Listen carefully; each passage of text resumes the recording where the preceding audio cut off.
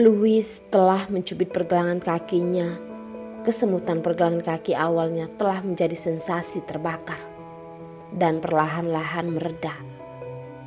Lina terlalu lelah dan tertidur tanpa sadar. Ketika mobil berhenti di gerbang keluarga Louis tidak membangunkan Lina. Dia memeluk Lina dengan hati-hati dan membawanya ke kamarnya. Meskipun dia sudah tidur, Louis terus meremas pergelangan kakinya selama 2 jam.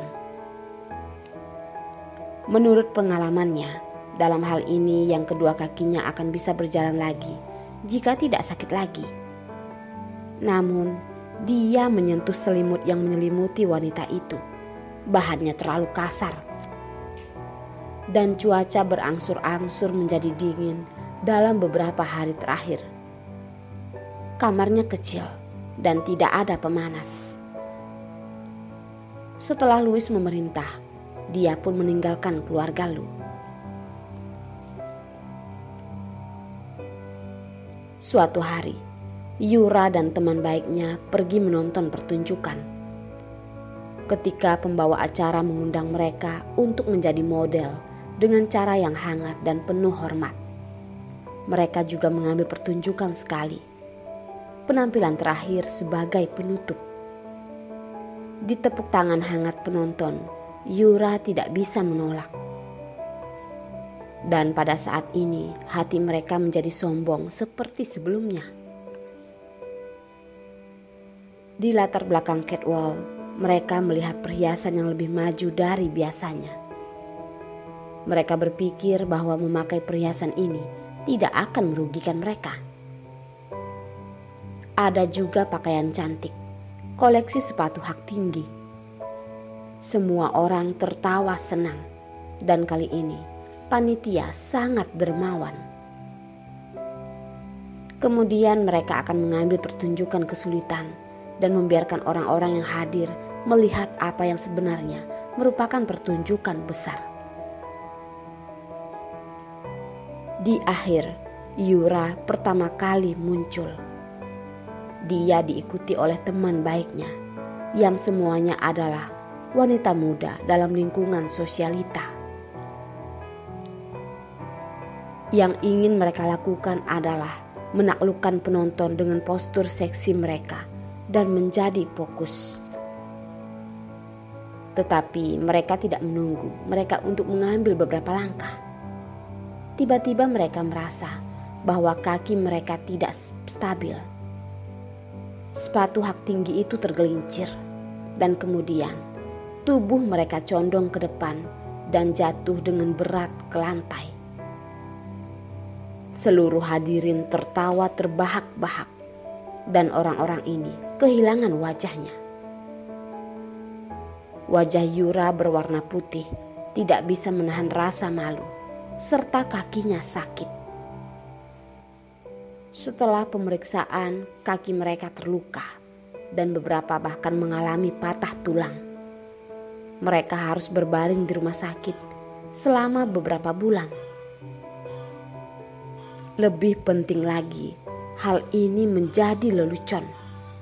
Mereka menjadi objek ejekan yang membuat mereka tidak dapat mengangkat kepala mereka dan bahkan lebih tidak mau keluar.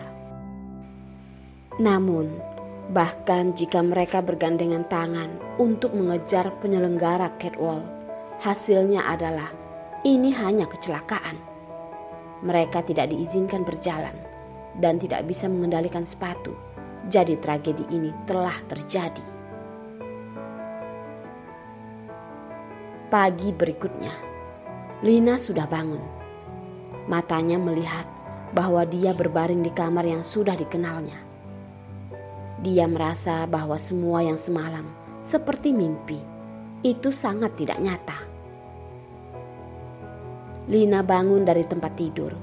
Kakinya tidak sakit lagi ketika kakinya menginjak lantai.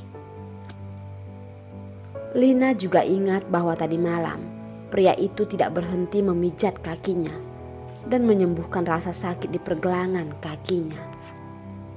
Perasaannya pun canggung. Dia menjilat telapak tangannya sendiri yang membuatnya kembali secara rasional.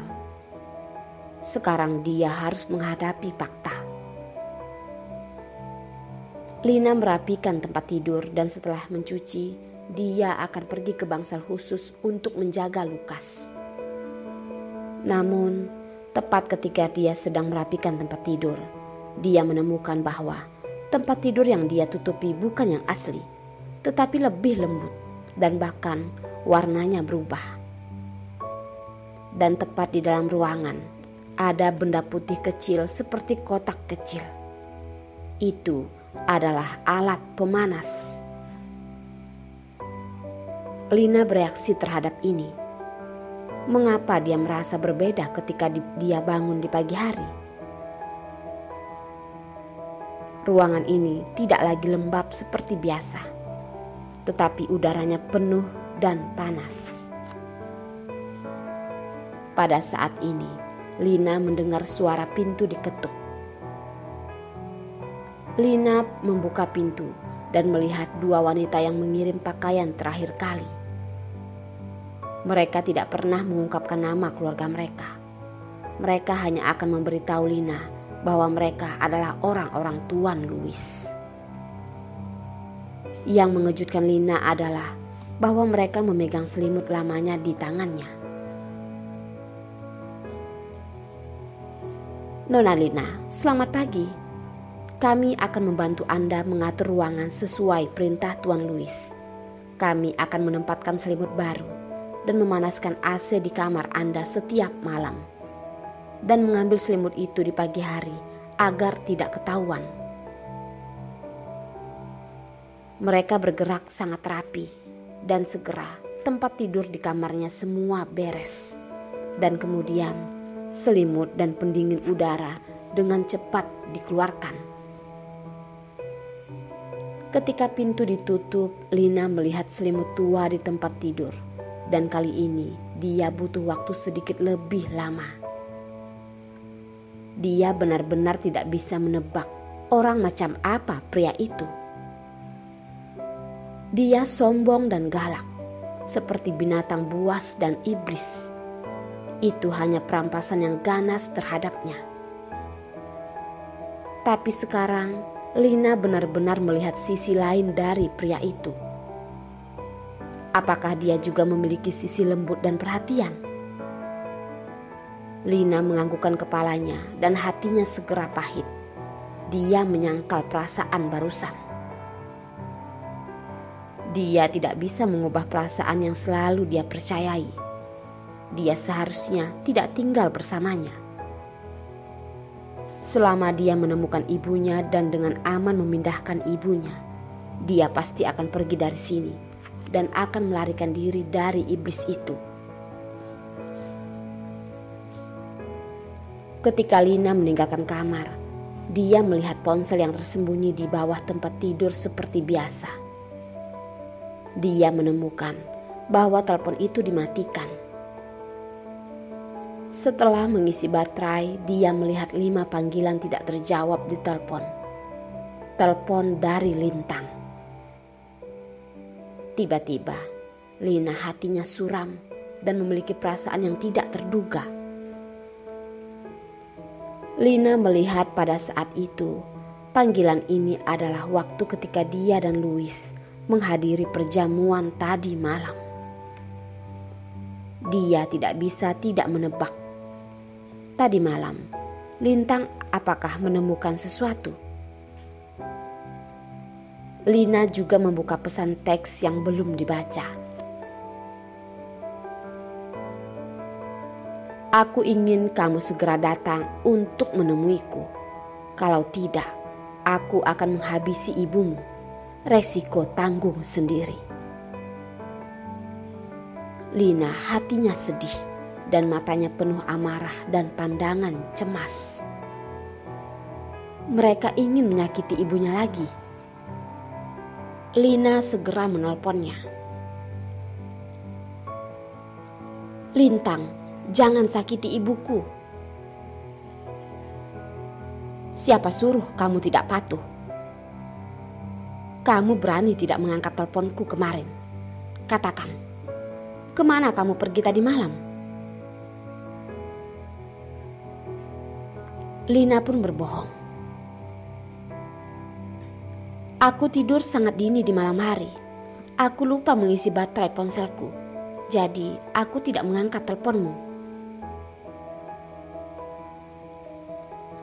Kamu mengatakan bahwa kamu tidak pergi keluar. Jika kamu berani berbohong padaku, aku tidak hanya merobek kulitmu, tetapi juga merobek ibumu. Aku ingin kamu segera datang kemari. Hati Lina sedih. Dia bisa menahan penghinaan orang lain, tetapi tidak tahan orang-orang yang dicintainya dihina dan terluka. Dia benar-benar ingin bertanya kepada orang-orang ini secara langsung. Mereka tidak pernah ingin menyakiti orang lain di masa lalu. Mereka selalu ingin bekerja keras untuk menjalani hidup mereka. Tetapi mereka juga diinjak-injak dan memanipulasi hidupnya dan ibunya. Setelah menutup telepon, air mata Lina terus menyelinap dari sudut matanya. Dia tidak tahu berapa lama untuk menyelamatkan ibunya dan melarikan diri. Dan apa yang dapat dia lakukan adalah bertahan dan melakukan segalanya untuk membuat dirinya bertahan.